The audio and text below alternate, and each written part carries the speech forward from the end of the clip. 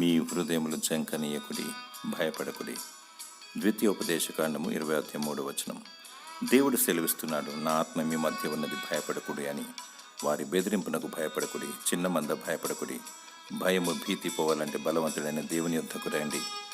దేవుని స్తుతించి దేవునితో సహవాసము చేసిన ఎడల నీ భయము మటుమాయమగును, నీకు ధైర్యము లభించును. 366 సార్లు భయపడకుడి, భయపడకుడి, భయపడకుడి అని బైబిల్లో చూడగలము.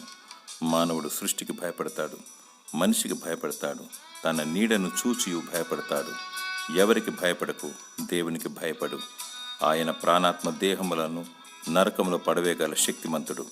నీతి యథార్థత కలిగి, భయము భక్తి కలిగి, వినయము విధేయత కలిగి, ప్రభు అయిన యేసుక్రీస్తును ఆత్మతో సత్యముతో నిత్యము ఆరాధించినచో నీ భయము లయమగును. పిరికి ఆత్మను తీసివేసి దేవుడు నీకు ధైర్యము గల ఆత్మను దయచేయునుగాక. ఆమెన్.